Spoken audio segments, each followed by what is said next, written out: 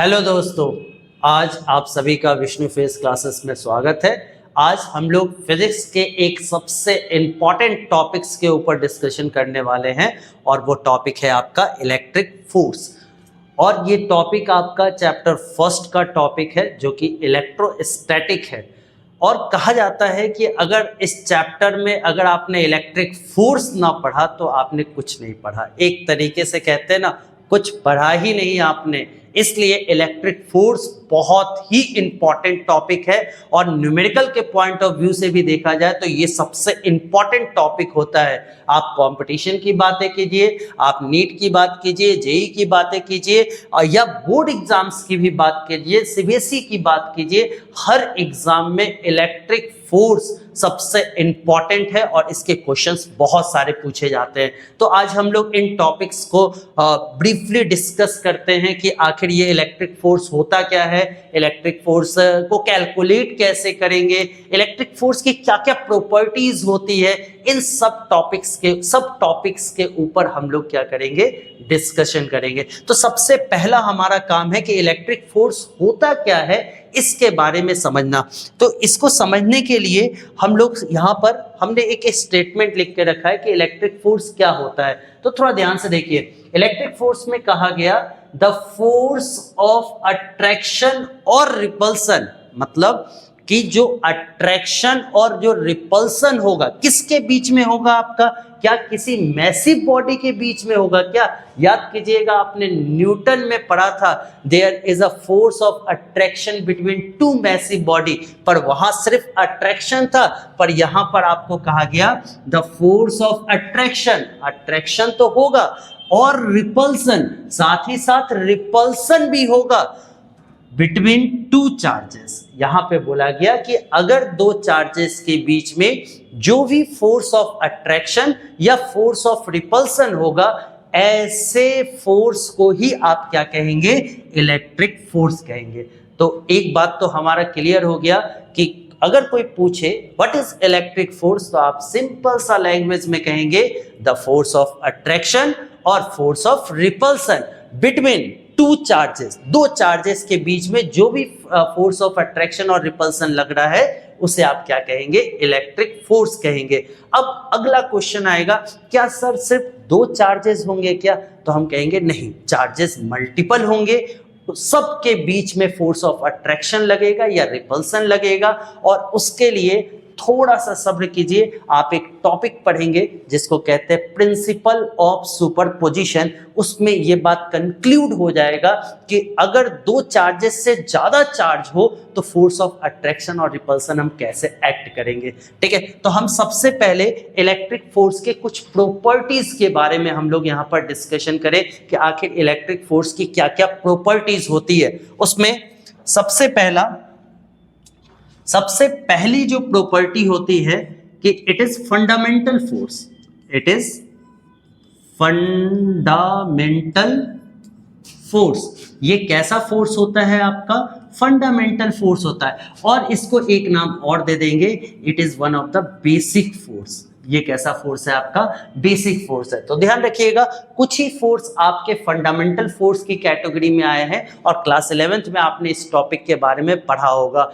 तो physical world वाले topics में आपने पढ़ा होगा फंडामेंटल फोर्स। तो उसी कैटेगरी में आपका इलेक्ट्रिक फोर्स भी क्या होता है, एक फंडामेंटल फोर्स होता है या कहें कि एक बेसिक फोर्स हो। इसका मतलब है कि बेसिक और फंडामेंटल मतलब ये हमारे लिए बहुत इंपॉर्टेंट फोर्स होगा आपका। तो पहला पॉइंट आप लोग याद रखिएगा कि इलेक्ट्रिक फोर्स कैसा फोर्स होता है आपका, बेसिक फोर्स होता है। आप मन में भी अपने मन में आप रिपीट करिएगा, पहला प्रॉपर्टी इलेक्ट्रिक फोर्स का क्या होता है, फंडामेंटल फोर्स होता है या नहीं तो बेसिक फोर्स होता है। सेकंड एक बहुत इंपॉर्टेंट टर्म्स है जिसको क्लास 11th में ही हम लोगों ने डिस्कस किया था, कंजर्वेटिव और नॉन कंजर्वेटिव फोर्सेस। दो टाइप के हमने फोर्स वहां पर डिस्ट्रीब्यूट किए थे। तो इलेक्ट्रिक फोर्स आपका क्या होता है, कंजर्वेटिव नेचर का होता है। तो इस वजह से हम कहते हैं it is conservative in nature. ये कैसा होता है आपका, कंजर्वेटिव इन नेचर होता है। अब आप कहेंगे कि कंजर्वेटिव का मतलब क्या होगा सर? तो इसके लिए आप समझिएगा कि कंजर्वेटिव फोर्स आप उन फोर्स को कहते हैं जिसमें अगर कोई पार्टिकल उसके सर्कुलर मोशन में या किसी क्लोज्ड पाथ पे अगर उस फील्ड में उसके फील्ड में अगर क्लोज्ड पाथ पे मूव कर जाए और अगर उसका वर्क डन 0 हो जाए तो आप उस फोर्स को क्या कहेंगे? कंजर्वेटिव फोर्स कह देंगे। तो वही चीज यहां पे बोला गया है कि अगर इलेक्ट्रिक फोर्स कंजर्वेटिव है तो इसका मतलब है कि work done on closed path, कैसा पाथ आपका होना चाहिए? Closed path must be equals to 0। तो ध्यान रखिएगा कि अगर वर्क डन अगर 0 हो गया, एक क्लोज्ड पाथ, अब क्लोज्ड पाथ कुछ भी हो सकता है आपका, पर पाथ कैसा होना चाहिए? क्लोज होना चाहिए। अगर उसके पूरे पाथ में नेट वर्क डन की वैल्यू अगर 0 आ जाए तो आप उसे क्या कहेंगे? कंजर्वेटिव। और इलेक्ट्रिक फोर्स में net work done closed path पे हमेशा 0 आता है, इस वजह से हम इलेक्ट्रिक फोर्स को कैसा कहते हैं? कंजर्वेटिव इन नेचर कहते हैं। नेक्स्ट एक सबसे इंपॉर्टेंट सा पॉइंट है आपका यहां पर कि इलेक्ट्रिक फोर्स आपका अट्रैक्टिव भी होगा और रिपल्सिव भी होगा। एक बात याद रखिएगा, इलेक्ट्रिक फोर्स कोई पूछे कि कैसा होगा तो आप कहेंगे इट मे बी अट्रैक्टिव और रिपल्सिव। जैसे आप लोगों ने क्लास 11th में पढ़ा होगा ग्रेविटेशन में कि gravitational force is only attractive but electric force is not only attractive, it may be attractive और repulsive. So we have to mention it is attractive और repulsive फोर्स। ये अट्रैक्टिव के साथ साथ क्या है आपका? रिपल्सिव फोर्स है आपका। तो ये 3 पॉइंट आप याद रखिएगा, आप अपने मन में ही रिपीट कीजिएगा। पहला पॉइंट क्या बताया गया आपका? It is one of the basic force और fundamental force, first point. Second point क्या बताया गया आपका? It is conservative in nature, ये बातें आपको याद होनी चाहिए। और तीसरा पॉइंट इट इज अट्रैक्टिव और रिपल्सिव फोर्स, ये अट्रैक्टिव भी होगा और साथ ही साथ आपका क्या होगा? रिपल्सिव फोर्स होगा आपका। नेक्स्ट याद कीजिएगा, एक पॉइंट हमने बोला था प्रिंसिपल ऑफ सुपरपोजिशन, तो कहेंगे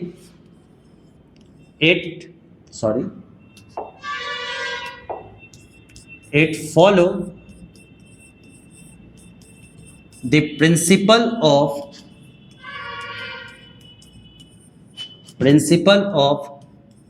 superposition,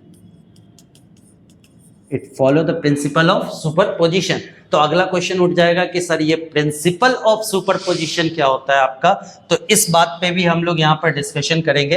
प्रिंसिपल ऑफ सुपरपोजिशन कहा जाता है कि अगर 2 या 2 से ज्यादा चार्ज पार्टिकल अगर प्रेजेंट है और उनके बीच में अगर आपको नेट फोर्स को अगर आपको एक्सपीरियंस करना है या कितना नेट फोर्स उस पर एक्ट करेगा, इसके बारे में अगर पता करना होगा तो आपको प्रिंसिपल ऑफ सुपरपोजिशन को फॉलो करना पड़ेगा। इस प्रिंसिपल में क्या बोला गया कि अगर मानकर चलिए हमने 2-3 चार्ज पार्टिकल लेते हैं, पहला चार्ज आप मान लीजिए Q1, दूसरा चार्ज आप मान लीजिए Q2, तीसरा चार्ज आप मान लीजिए Q3।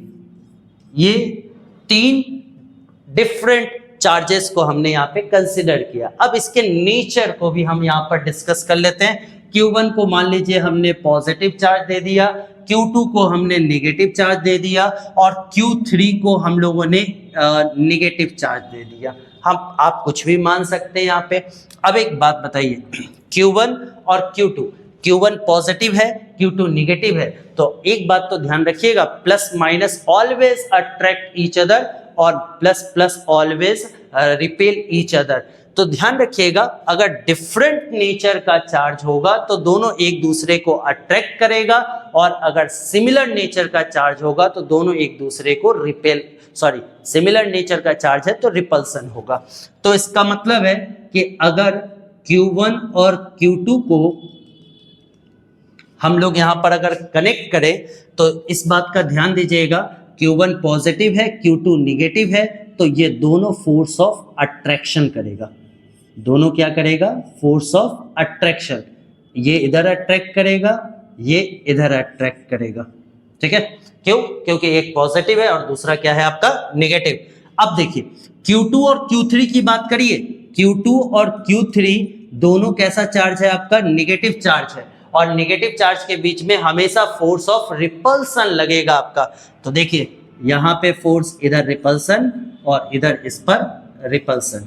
नेक्स्ट जो सबसे इंपॉर्टेंट है, फिर Q1 और Q3 के बीच में भी फोर्स लगेगा।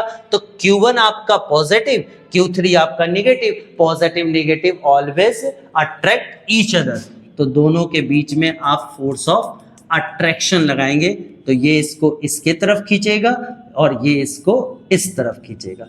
अब फटाफट इसका नामकरण करते हैं। नामकरण कैसे करेंगे? तो देखिए Q1 को Q2 अपने तरफ खींच रहा है, तो आप कहेंगे फोर्स किस पर एक्ट किया आपका? 1 पे, और किसके कारण एक्ट कर रहा है आपका? 2 के कारण, तो F12 हो जाएगा आपका। वैसे ही Q2 को Q1 अपने तरफ खींच रहा है, तो आप कहेंगे फोर्स ऑन किस पर? सेकंड पे, किसके कारण? फर्स्ट के कारण, तो F21 हो जाएगा कि नहीं हो जाएगा? तो इस तरीके से F12 और F21 आपका एक्ट कर रहा है यहाँ पे। वैसे ही अगर Q2 और Q3 की अगर आप बात करते हैं, तो Q2 और Q3 के बीच में फोर्स ऑफ रिपल्सन है। अब इसका नाम दीजिए, तो आप कहेंगे इस पे कि फोर्स किस पे लगा? तो आप कहेंगे 2 पे लगा। किसके कारण लगा? तो 3 के कारण लगा। वैसे ही अगर आप यहां की बात करते हैं, तो आप कहेंगे फोर्स किस पे लगा? 3 पे लगा। किसके कारण लग रहा है? तो 2 के कारण लग रहा है, तो F32 हो जाएगा कि नहीं होगा आपका? वैसे ही Q1 और Q3 की बात करिए, तो Q3 Q1 को अपने तरफ खींच रहा है, तो इसका मतलब है फोर्स किस पे लगा? 1 पे। किसके कारण लग रहा है? तो 3rd के कारण लग रहा है। वैसे ही इसकी बात करेंगे, तो फोर्स किस पे लगा? तो 3rd पे लगा। किसके कारण लग रहा है आपका? 1st के कारण लग रहा है, तो F31 हो गया। तो बताइए हर एक चार्ज पार्टिकल पर जो टोटल फोर्स एक्ट कर रहा था, वो हम लोगों ने यहाँ पर रिप्रेजेंट कर दिया। तो अब अगला बात होगा कि नेट फोर्स कितना लगेगा। तो उसके लिए आपको एक बात याद रखनी पड़ेगी कि फोर्स आपका स्केलर नहीं होता है। फोर्स आपका एक वेक्टर फिजिकल क्वांटिटी है, और अगर वेक्टर फिजिकल क्वांटिटी है तो उसका एडिशन हमेशा वेक्टर एडिशन से ही होगा। तो इसका मतलब है कि अगर कोई हमसे ये पूछे कि भाई साहब कि Q1 पे कितना फोर्स आपका लगेगा, तो आप कहेंगे जो नेट फोर्स आपका लगा 1 पे, वो हमेशा किसके बराबर होगा? तो जितना भी फोर्स उस पे लगा उसका वेक्टर सम कर दीजिए, उसके बराबर ही होगा आपका। तो यहां पे क्या होगा?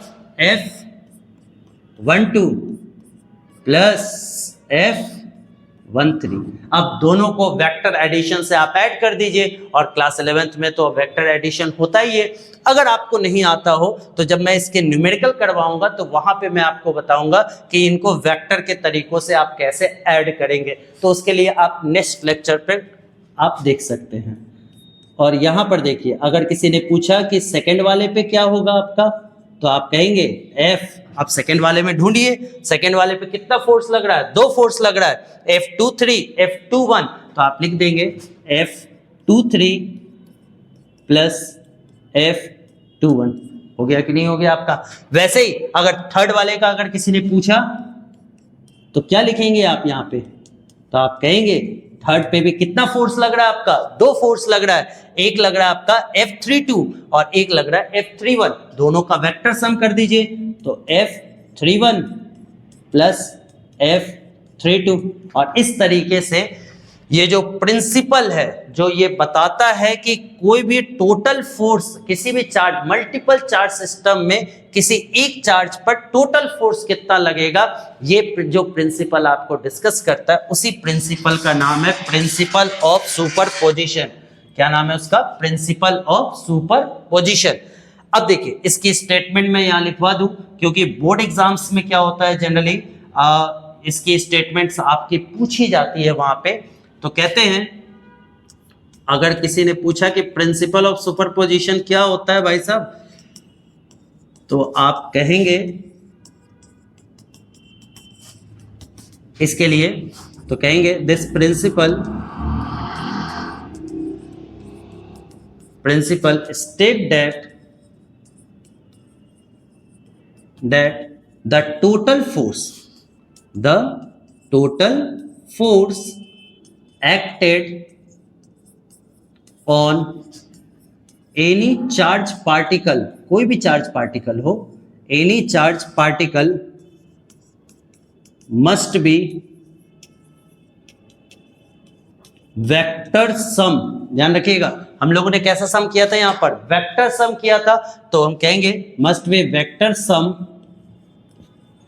Of all the forces acted on it. तो ध्यान रखिएगा, कोई भी आपसे पूछे कि प्रिंसिपल ऑफ सुपरपोजिशन क्या होता है, तो आप कहेंगे प्रिंसिपल ऑफ सुपरपोजिशन का मतलब है कि अगर कोई मल्टीपल चार्ज सिस्टम है तो उसमें किसी एक चार्ज पार्टिकल पे टोटल फोर्स कितना लगेगा, इसका पता करने के लिए आपको यहाँ पर प्रिंसिपल ऑफ सुपरपोजिशन को फॉलो करना पड़ेगा। और ये कहता है कि किसी भी एक चार्ज पार्टिकल पे जो टोटल फोर्स लगेगा वो हमेशा जितने भी फोर्स लग रहे हैं सबका वेक्टर सम कर दीजिए, वही आपका नेट फोर्स के बराबर होगा। तो ये बहुत इंपॉर्टेंट प्रॉपर्टीज है आपका इलेक्ट्रिक फोर्स का, इस बात का ध्यान दीजिएगा। नेक्स्ट जो सबसे इंपॉर्टेंट आपका, देखिए टोटल अभी तक हम लोगों ने कितने प्रॉपर्टी डिस्कस कर लिए, यहाँ पे 4 प्रॉपर्टीज का हम लोगों ने डिस्कशन किया। माइंड में रिकैप करते चलिएगा। पहला कि ये फंडामेंटल फोर्स है, दूसरा फंडामेंटल के साथ साथ इसको एक नाम और दिए थे, याद कीजिएगा, ये कैसा फोर्स है आपका, बेसिक फोर्स है। दूसरा ये कंजर्वेटिव नेचर का है। तीसरा ये अट्रैक्टिव भी होगा और रिपल्सिव भी होगा। चौथा ये प्रिंसिपल ऑफ सुपरपोजिशन को फॉलो करेगा, और प्रिंसिपल ऑफ सुपरपोजिशन हम लोगों ने डिस्कस कर लिया। अब एक लास्ट प्रॉपर्टी है, कहते हैं ना एक माइलस्टोन है आपके इलेक्ट्रिक फोर्स, अगर इसको नहीं पढ़े तो कुछ नहीं पढ़े आप यहाँ पे, तो आप कहेंगे वो, उसके लिए आपको एक 5वें प्रॉपर्टी पे चलना पड़ेगा कि it is centre line force. Centre line force, अब इसका मतलब क्या हुआ कि ये सेंटर लाइन फोर्स का मतलब क्या हुआ? इसका सिंपल सा मतलब है कि अगर 2 चार्ज पार्टिकल है, अगर 2 चार्ज पार्टिकल है, मान लीजिए ये आपका प्लस चार्ज पूरा फैला हुआ है, आप चाहे तो पॉइंट चार्ज भी रख सकते हैं। अगर ये भी चार्ज आपका पूरा फैला हुआ है, मान लीजिए इस पे चार्ज है आपका Q1, इस पे चार्ज है आपका Q2, अगर ये 2 चार्ज सिस्टम आपको दे के रखा है, तो एक बात बताइए, तो इसका सेंटर पॉइंट, इसका सेंटर पॉइंट, ठीक है ना, दोनों के सेंटर पॉइंट को मिलाइए, और जो फोर्स ऑफ अट्रैक्शन हो, रिपल्सन हो, वो हमेशा इन्हीं सेंटर लाइंस के अलोंग आपका एक्ट करेगा। इस वजह से आप इस फोर्स को क्या कहते हैं, सेंटर लाइन फोर्स कहेंगे। फिर से इलेक्ट्रोस्टैटिक फोर्स आपका सेंटर लाइन कहलाता है, क्योंकि ये फोर्स हमेशा सेंटर टू सेंटर पॉइंट को एक लाइन से कनेक्ट कर दीजिए, और उसी लाइन के अलोंग चाहे तो अट्रैक्शन हो या रिपल्सन हो, वो आपका एक्ट करेगा। इस वजह से इसे क्या कहते हैं, सेंटर लाइन फोर्स। अब देखिए ये भी पॉजिटिव चार्ज, ये भी पॉजिटिव चार्ज, दोनों पॉजिटिव चार्ज के बीच में फोर्स ऑफ क्या होगा, रिपल्सन, और रिपल्सन की वजह से ये इसको इधर की तरफ पुल करेगा और ये इसको इधर की तरफ फोर्स एक्ट करेगा। तो देखिए इसके फोर्स का नाम क्या देंगे, फोर्स किस पे लगा भाई साहब, 1 पे। किसके कारण लग रहा है भाई साहब, 2 पे। इस पे फोर्स किस पे लगा, 2 पे। किसके कारण, 1 के कारण। और इस तरीके से इलेक्ट्रिक फोर्स के आपके 5 प्रॉपर्टीज आपके यहाँ पे कंप्लीट हो गए।